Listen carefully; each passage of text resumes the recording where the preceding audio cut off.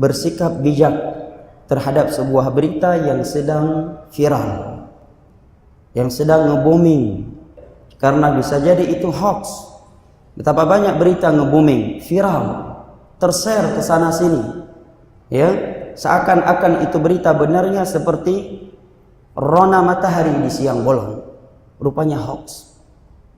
Dan terkadang berita yang hoax, yang nge-booming, yang viral tersebut dapat menyebabkan pertumpahan darah, pemberontakan terjadi, caci makian sesama kaum muslimin. Ya ayyuhalladzina amanu in ja'akum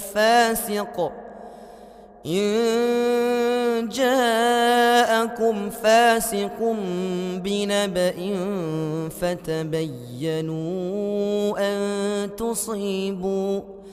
فتبينوا أن تصيبوا قوما بجهالة